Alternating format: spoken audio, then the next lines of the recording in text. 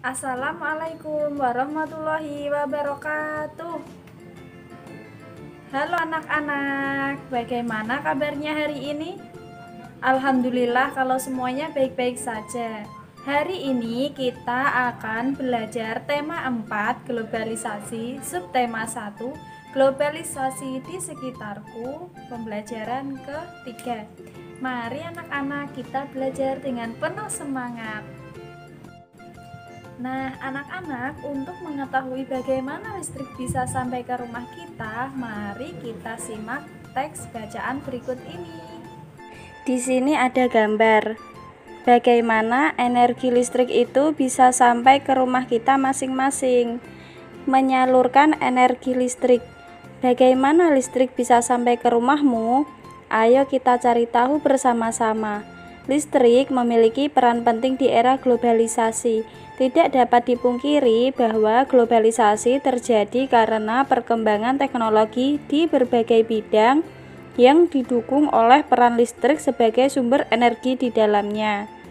Listrik dapat dihasilkan dengan memanfaatkan sumber energi yang tersedia di alam, seperti aliran air sungai atau PLTA, panas bumi atau PLTU, aliran angin atau PLTA juga, dan sebagainya. Setelah energi listrik dihasilkan di pusat pembangkit, energi listrik tersebut kemudian dinaikkan tegangan oleh transformator penaik tegangan hingga 500 kV. Baru kemudian disalurkan ke berbagai tempat menggunakan sistem transmisi. Nah, ini disebut dengan saluran transmisi anak-anak. Nah, sistem transmisi ini dinamakan saluran udara tegangan ekstra tinggi atau SUTET ya, yang menyalurkan energi listrik dari pusat-pusat pembangkit menuju nanti ke rumah-rumah kita anak-anak. Setelah melalui SUTET yang melintasi wilayah pegunungan atau hutan-hutan, energi listrik kemudian masuk ke gardu induk. Nah, di gardu induk ini energi listrik diturunkan tegangannya oleh transformator penurun tegangan menjadi tegangan menengah atau 20 kV. Nah, kemudian energi listrik disalurkan ke gardu-gardu distribusi menjadi tegangan rendah, yaitu 220 volt. Nah, tegangan sebesar ini sudah sesuai dengan kebutuhan rumah tangga kita. Akhirnya dari energi distribusi ini energi ini disalurkan ke rumah-rumah warga. Itu tadi ya rangkaian mengapa listrik bisa sampai ke rumah kita. Dengan adanya listrik, kini masyarakat itu dapat mengakses informasi yang berasal dari berbagai belahan dunia. Tanpa listrik, tentunya hal tersebut tidak akan bisa terjadi anak-anak. Lalu bagaimana dengan daerahmu? Apakah kamu telah merasakan manfaat listrik dalam kehidupan sehari-hari di rumah?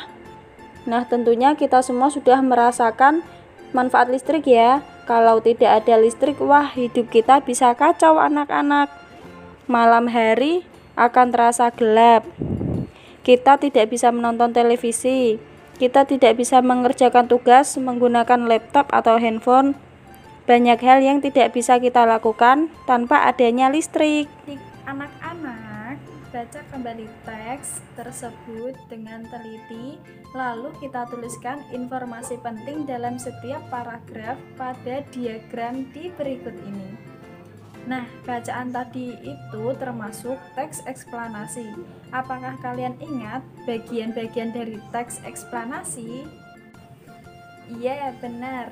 Yang pertama ada topik masalah yang terdapat pada paragraf 1. Di paragraf 1 tadi, topik masalahnya adalah peran listrik dalam mendukung terjadinya era globalisasi. Lalu, bagian yang kedua dari teks eksplanasi adalah deret penjelas.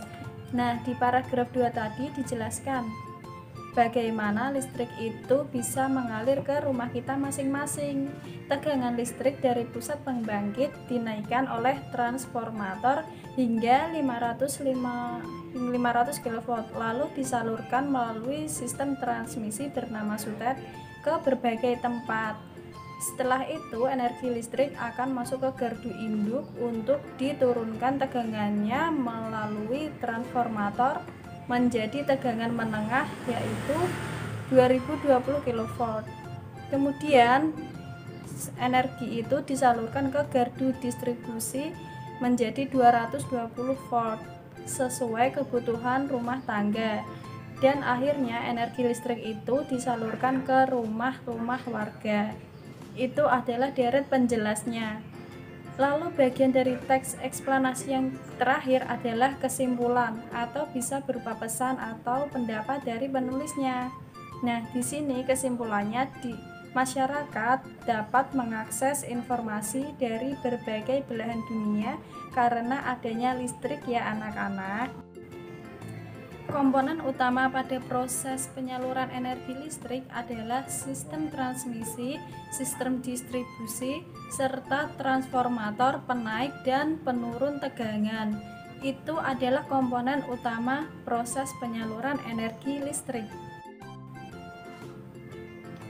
Siapakah penemu sistem transmisi tersebut? Nah, kita akan membaca untuk menambah pengetahuan kita siapa penemu sistem transmisi. Nah, ini adalah penemu sistem transmisi anak-anak, namanya Nikola Tesla, seorang kebangsaan Yugoslavia, adalah penemu sistem pembangkit dan transmisi listrik pada tahun 1895. Sejak kecil, Nikola ini memiliki rasa ingin tahu yang besar tentang berbagai hal. Ia sangat menyukai matematika dan fisika. Ia pernah bekerja sama dengan Thomas Alva Edison dan merancang 24 jenis dinamo. Setelah Michael Faraday menemukan energi listrik, Nikola ini mengembangkan penemuan tersebut dengan membangun pembangkit listrik tenaga air atau PLTA pertama di dunia. PLTA tersebut memanfaatkan air terjun Niagara di Amerika. Maka sejak saat itu listrik pun menerangi dunia hingga sekarang. Nah, ini tadi adalah penemu sistem transmisi pada listrik anak-anak. Berkat penemuan Nikola Tesla, kini sebagian besar warga dunia itu bisa menikmati listrik. Kita harus bersyukur ya anak-anak kepada Tuhan yang telah menyediakan beragam sumber daya alam seperti listrik. Coba anak-anak, kalian masih ingat tentunya pada pembelajaran sebelumnya kita sudah belajar tentang pembangkit listrik mikrohidro yang berasal dari aliran air sungai. Nah, kita akan menjelaskan secara runtut proses menyalurkan energi listrik yang telah dihasilkan oleh pembangkit listrik mikrohidro. Ayo anak-anak, ingat-ingat lagi. Ini adalah gambar dari pembangkit listrik mikrohidro anak-anak. Bagaimana ya prosesnya? Pada PLTA, air sungai atau waduk masuk melewati pintu yang diatur katup pengaman menuju tangki pengaman tekanan. Lalu air tersebut akan dialirkan oleh air dari pesat menuju ke turbin melalui katup pengatur tekanan agar tekanan air lebih besar. Karena tekanan air tersebut, turbin akan bergerak sehingga generator akan menghasilkan listrik. Listrik dari PLTA ini kemudian dinaikkan oleh transformator lalu mengalir menuju sistem transmisi. Nah, melalui sistem transmisi, listrik disalurkan menuju ke gardu induk di berbagai wilayah. Setelah tegangan listrik diturunkan, kemudian listrik disalurkan ke gardu distribusi dengan tegangan menjadi 220 volt. Kemudian tegangan ini disalurkan menuju rumah-rumah warga. Demikian tadi anak-anak pembahasan kita di tema 4 globalisasi, subtema 1 globalisasi di sekitarku, pembelajaran yang ketiga. Sekian video pembelajaran dari Ibu, semoga video pembelajaran dari Ibu bermanfaat. Wassalamualaikum warahmatullahi wabarakatuh.